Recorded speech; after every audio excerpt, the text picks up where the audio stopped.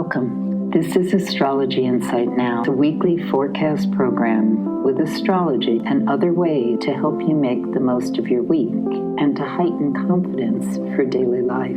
It's run by Pamela Cuccinell, that's me, the astrologer, and I invite you to find out more about my work at insightoasis.com. I look forward to your joining us every week. Please share with your friends, and here we go. April 7th, 2025. Mercury direct. It goes direct as of 7:08 a.m. That's Eastern Time. So wherever you are, you want to just make that adjustment. And at this point in time, what's going on is we are starting to move ahead. Things have been very clunky, as I've been talking about. People feel there's been a lot of delays, upsets. Of course, the news. I continue to mention the news. It's very hard not to mention the news these days. But the other thing that's going on is that as Mercury starts to gain speed, which basically means starts to appear to be moving more forward from our perspective here on Earth, it will eventually, by the end of the week, dovetail with when Venus goes direct.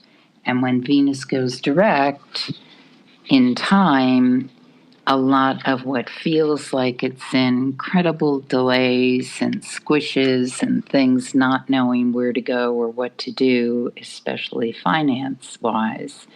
It's not that things are going to miraculously change because, as I write about on the blog, which you can find at Pamela Cuccinell Substack, then I go more into things that are changing on a bigger scale. But insofar as interpersonal relations, seeing how things work out with your own systems and ways of doing things, communication should start to open up more, especially if you were born with Mercury and Venus direct. Some of us were born at the retrograde time, so it's not as disruptive.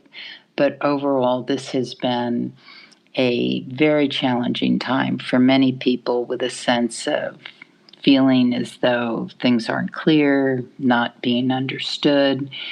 As I talked about recently, Neptune is in the sign of Aries, so a lot of things that were kind of hidden or hard to read or not delivered very straight on are starting to burn off, and we're seeing more direct and clear what's going on. Whether we like what we see or not is a whole other story, but people's hopes and wishes and how they would like things to be and what they really believe in is becoming a lot more clarified.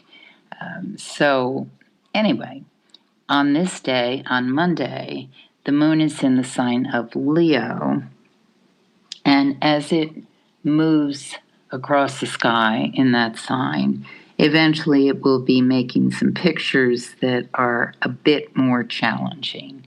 And so as a result, I think one thing that's really important to notice or pay attention to on this day is whatever's said or seems to be moving forward may not go exactly as discussed. It's because the planet Uranus is making a configuration that indicates, whoops, that isn't exactly what I meant, surprise, look at this.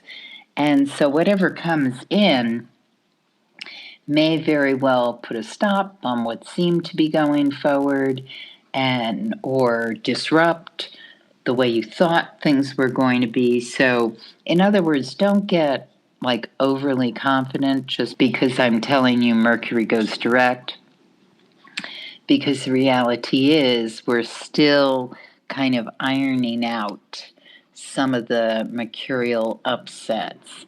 Uranus is known as the higher octave of Mercury, and that's because if Mercury is the planet that we look at to signify communication and how information gets out there, Uranus was discovered at the time that electricity was being experimented with. It's also very strong in certain prominent, important horoscopes, like when things were born, like air flight.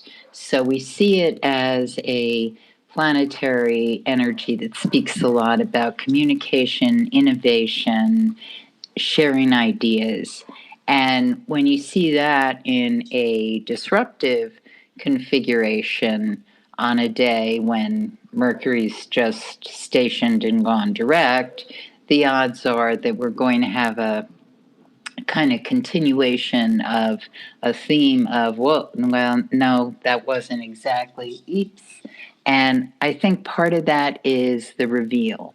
I mean, more and more of the reveal is going to be happening as we get further into the spring and summer, as eventually Saturn will go into Aries and Uranus goes into Gemini, which again, I've written on Spot On Astrology on the Pamela Cuccinell Substack thing. So you can find more information about this. It's available. But the main thing is on this day, on Monday, just know that optimism can increase, a sense of, especially for those of us who maybe have felt a bit down, or a sense of, oh, yeah, wow, this is hard. On a day like today, there can be a buoying that happens with that Leo moon, and it's also very nicely aspected until I'm looking at this particular configuration that comes up. So when we get more excited, jazzed, thinking, all right, yeah, I'm my sense of creativity, play is feeling, I'm feeling a potential here. Just know that there can be a turn, something that doesn't go as anticipated. Doesn't mean everything's bad. It just means that, as I probably have said almost every week, adaptability is key at this point in time. Those of us who are able to move and kind of think on our feet and see the situation for what it is instead of holding on for dear life with the way it's been, it makes it easier to go through these little adjustments, and sometimes not so little adjustments that need to happen.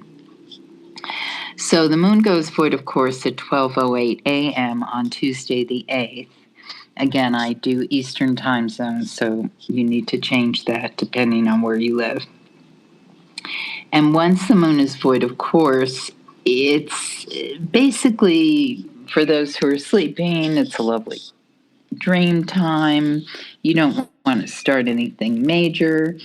The moon enters Virgo at 9:40 a.m. And once this happens, we're kind of moving more with a momentum that has to do with, okay, so that happened. How do I adjust it or understand it? Analyze it. Really, really good word. Analyze it so that I know how to proceed. And that's a lovely quality when the moon is in the sign of Virgo. We can go down into, like, under the hood and really understand how something works. Now, of course, that's easier for some of us than others. And if that's not your place, your comfort zone, then check in with someone who maybe can look at the details better with you. Because what's going to happen is you comb through this material or engagements or whatever program or process you're trying to get through, is that you're going to discover where the misses were. And if you can discover where things weren't coming together or how you need to get more discernment in a certain place, then it's going to work out better. So it's always good to use this kind of time in an exploratory way. Um, and it doesn't have to be like a total roll up your sleeves and work day. I'm talking about especially Wednesday the 9th into the 10th, mid afternoon. And these days are good days to organize, to clean, to find things that were missing and put in place, especially now. Remember, Mercury is direct, it's kind of gaining clarity and momentum, so we can dig in and get to something that's a little more directed where we need it to be. The interesting thing about when Mercury's retrograde, or one of many interesting things, is it is really good at editing. And when Venus is retrograde, also, Venus sometimes will let us find things that we're missing. Oh, I don't know where I put my mother's necklace, or I wish I could find that sentimental photograph.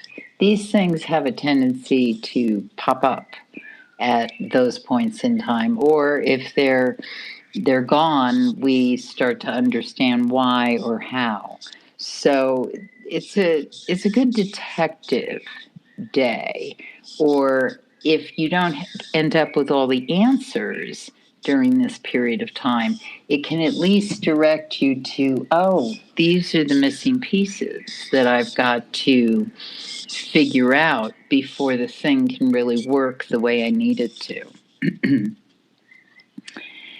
And then when we get into Thursday the 10th, as I said, that moon in Virgo just moves along until 3:49 p.m. And then we've got a void of a little over 5 hours. It doesn't enter Libra until 9:12 p.m. So to me, this late afternoon, evening looks like a really good time to take a nature walk. If you have one, spend time with your pet.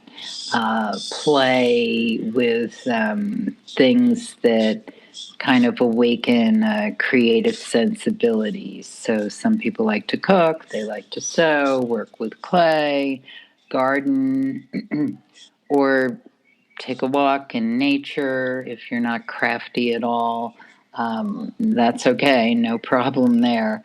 It's another good thing to do. Oh my gosh, go for a massage, do something therapeutic, especially for the body. It's wonderful to restore and rebuild during this period in time. But whatever you do, make sure you do some sort of physical pause.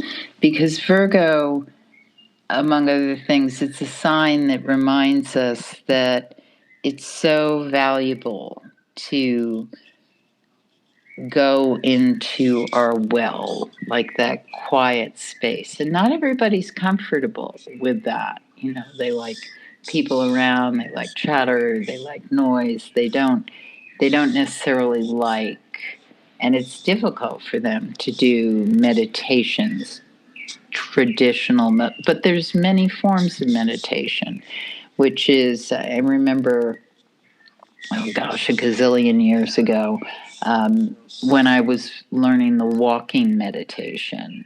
And that's a meditation that is very precise in that you're aware of your body, how you put your foot down, and you're just really thinking about walking. And you can do that anywhere, absolutely. I mean, being a ex-city girl, I can't really imagine doing it in New York, walking down the street. You know, people might get a little impatient. But if you're up early enough or in a place where it's kind of quiet, But I'm talking about using that void of course time. So you can do it in a nature bath or something that just allows you that sense of, I'm just walking. But even, let's say you even are walking down um, Fifth Avenue in New York, just walk in a way that is aware. And so often we are going someplace. We're not really thinking about the motion of our body and how we're actually moving in space. And when we concentrate on the mechanism of the physicality of our body, and we're really paying attention to that, several things happen. One is we become very aware of, is this easy for me to do? Am I walking at a speed that seems to be comfortable for how I'm breathing? Am I pushing myself too hard? Am I really enjoying moving quickly? And as we pay attention to these messages that our body is always giving us, we're just not paying attention to it a lot of the time, we enter into a space that is a quiet conversation, regardless of, if there's hundreds of people passing you on the street. But we're in a quiet conversation with the physicality of who you are. And that can be tremendously restorative because you invite in a understanding of just how present are you in that physical self.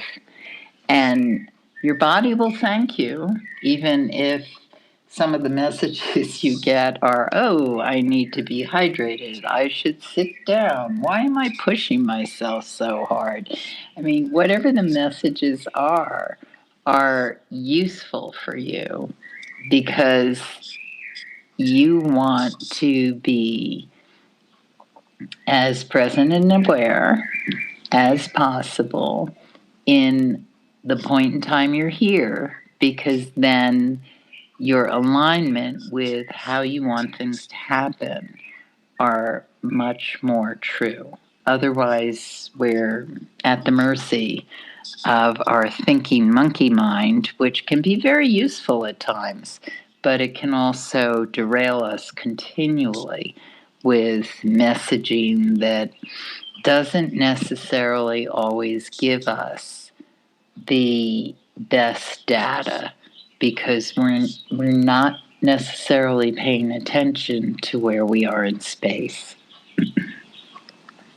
So when the moon enters Libra at 9:12 p.m. on Thursday evening, well, yes, now we're in the air realm. So we definitely are in more the thinking, getting in touch, messaging, communication, sharing ideas realm of being.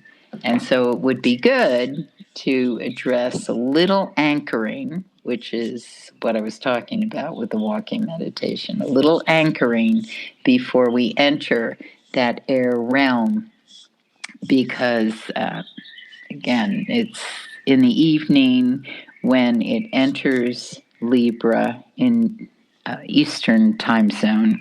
So depending on how late you stay up, you want to kind of ease down into the evening. And then Friday the 11th can be a highly productive day. We're really moving with a sense of, I want to make this happen, I'm moving forward, this is where I'm going. It's almost like we can taste the fact that Venus goes direct the next day. And that Venus is the planet linked to Libra, so we start to get little leads on, oh, maybe that person's sympathetic to this idea, or maybe this is the way I can approach that conversation. So the retrograde ideally has taught us and shown us certain things that are really important to understand in deepening into relationships, but also in some relationships, knowing how to move on from them, because that can be a message also during the retrograde time. Some old relationships can come back. We can reach out and get in touch with people. We can have memory. And as it's slowing down to the point where it'll be stationing and then going direct, we're really getting into the feeling place of what is going to continue in the relationship story, but what also may get pared down. And the other thing about Venus that's hugely important is that Venus demonstrates a lot of what's going on in our financial world and the things that our possessions, what we care about.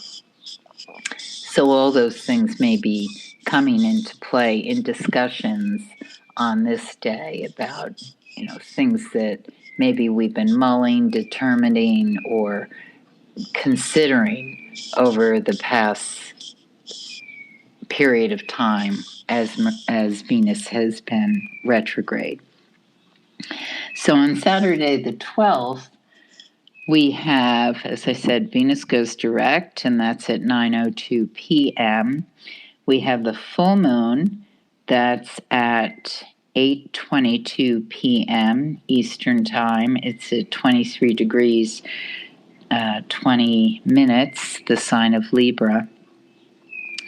And this energetically is so much about this particular day coming to terms with whatever may feel as though it's been, in some ways, a confrontation with how you want to go forward, especially in directions that have to do with Venusian themes. So that's how you love, where you put your money,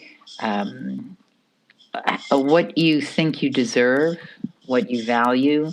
I mean, all those themes aren't necessarily exactly what's going on for each one of us, but it is an influence that is affecting many people, and it could be affecting you more specifically depending on where Venus was retrograde in your personal horoscope and what your relationship basically is with that. And what I mean when I say that, and oftentimes when I or many astrologers are speaking in this case, I'm doing a forecast orientation about the week ahead.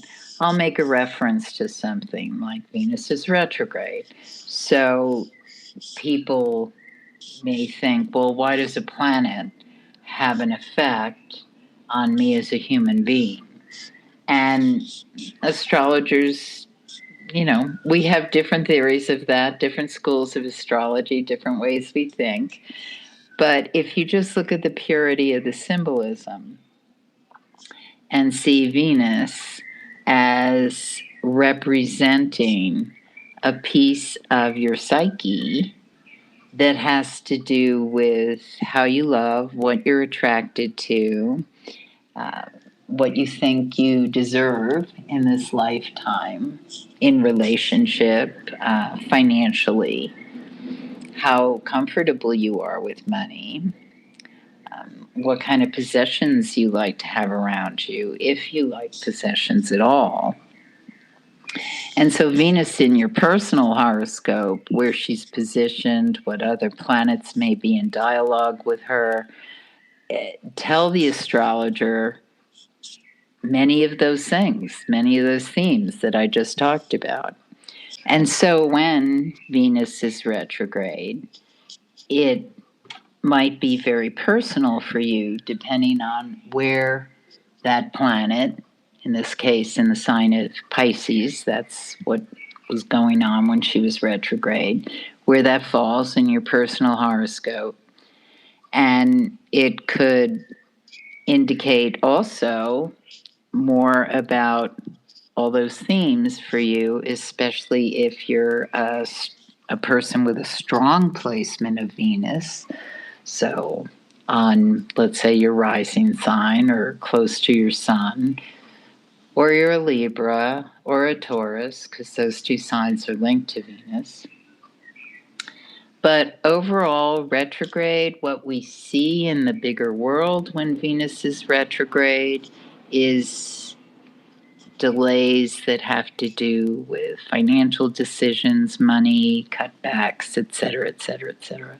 Not usually on the scale we've seen recently, but there are reasons for that as well. So that's why this particular full moon, also being in the sign of Libra, is being lit by the Aries sun. And so the Aries sun is the I am energy. It's about, okay, this is what I want, how I stand in the world, how I want to move forward, take direction. And so it's lighting up that full moon. But how it lights it up is in the area of life that has to do with how do I relate to the other? How do I attract the other? Not just romantically, but in a conversation. How do I win over my enemies or my adversaries or my competitors?